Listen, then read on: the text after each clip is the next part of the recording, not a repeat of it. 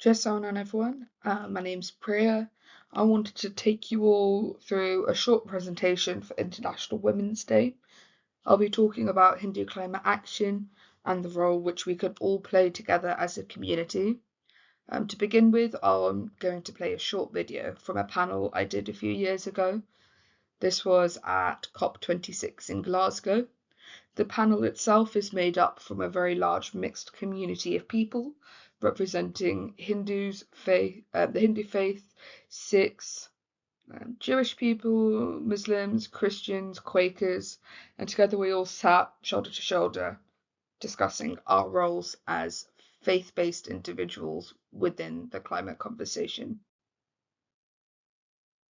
Thank you very much, everyone. So my connection of both my faith and the climate conversation, it might be a bit more of a slower burner than everyone else here. I'm fairly new to it, so it's been a great change. I myself come from a scientific background, so I studied chemistry for my master's at university, and now I work in industry. So climate change and the climate dialogue hasn't really been something new to me, but during my time at university, I spent more time trying to think about how Hinduism perceives this dialogue and how I can tie that back in with my personal experiences. So a good place to start would probably be to talk about what Hinduism says and what Hinduism sort of depicts about this conversation. But in itself, the faith in the collective is very, very diverse and multifaceted. So one Hindu might have a completely different lived experience to another Hindu. So I think that's, for me, also something that makes the faith really wonderful. It's very diverse, but there are some overarching themes that can be found in all the different various sects, so I just want to talk about a few of those. So there are two big concepts, himsa, which means non-harm, and karuna, which means compassion, and these are found all across the sects, as I mentioned. So through living a life which is both compassionate and non-harming to the people and the planet and the surroundings in which we live, we can live a really peaceful and harmonious life. So I think we can live sustainably and consciously. And Hinduism is also a dharmic faith in which dharma is a key principle. So our actions and behaviors both tie into everything around us. So you could essentially translate dharma into meaning that which sustains.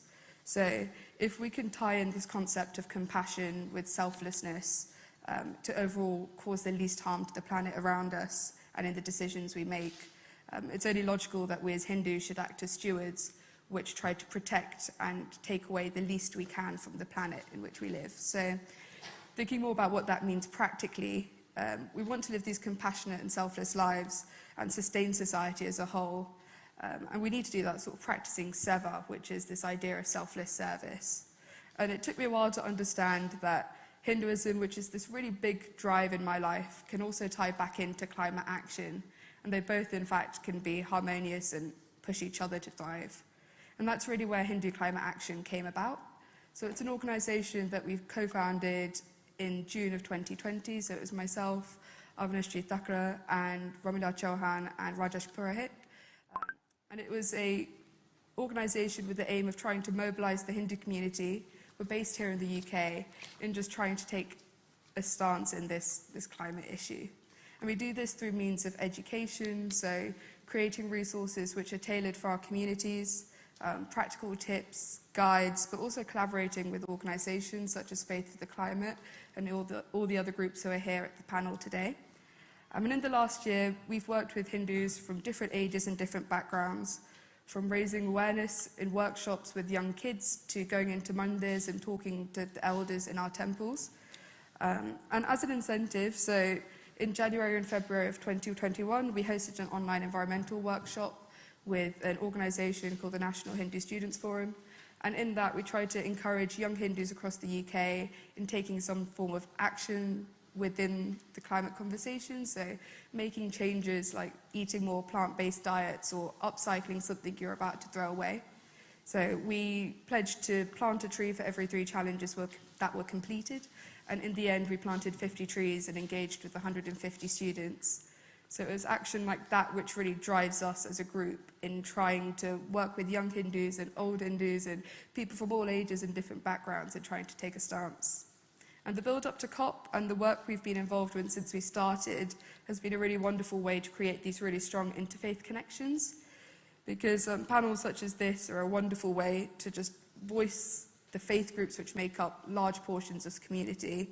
And it's beautiful that regardless of faith and our backgrounds being different, we can come together and try to form a united front against this issue which affects us all.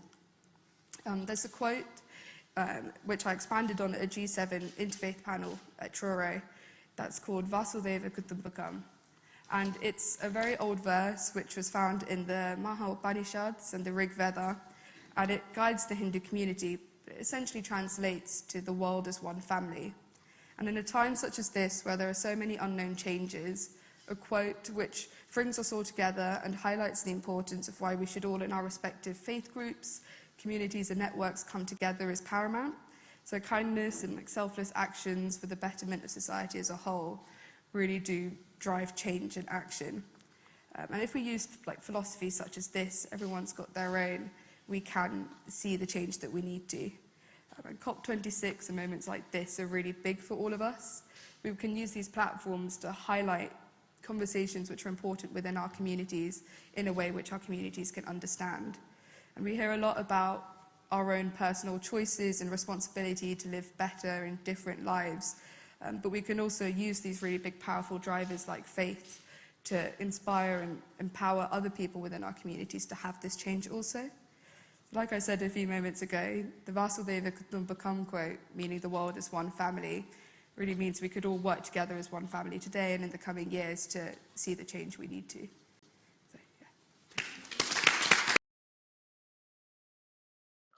So that was just a really short clip from that whole panel. It's available on YouTube if you wanted to hear the other communities and their representatives. And I hope it just shows that that sort of journey of how Hinduism and each of our individual lives can tie back into things such as climate action and community work. This shlok, so this prarthana, asks Bhumi Ma to forgive us for letting our feet touch her. And this sort of represents the level of respect and reverence we should show her, especially within the Hindu tradition. And I'm sure you're all aware of the ongoing climate crisis. The UN recently said that it's not really any longer a global warming issue, it's a global boiling issue.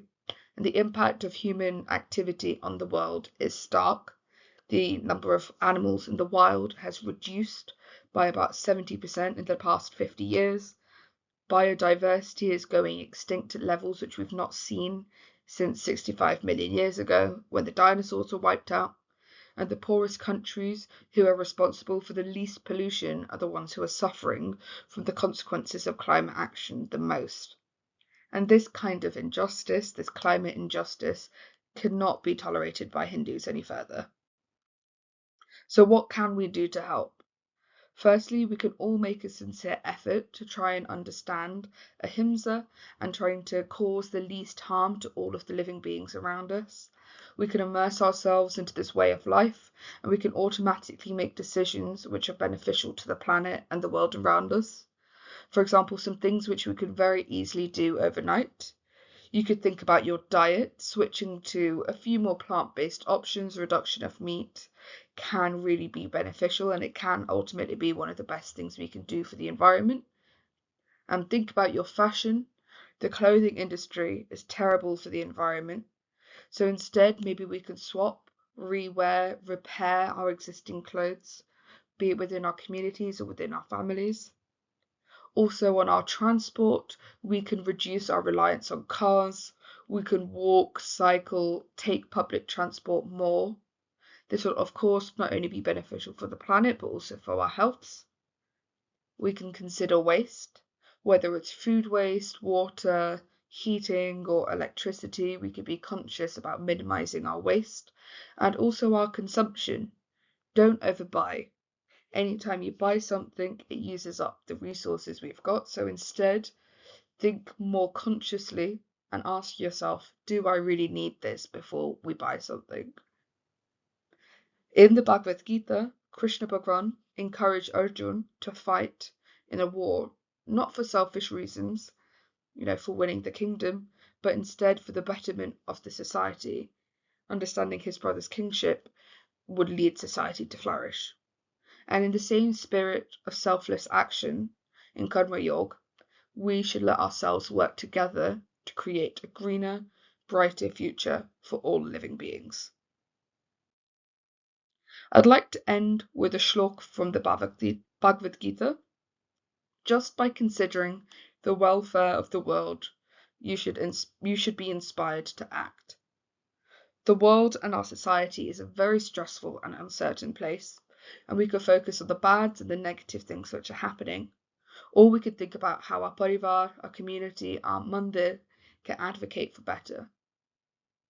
If you look to the women on your left and look to the women on your right, I see people who have the ability, strength, and power to go above and beyond.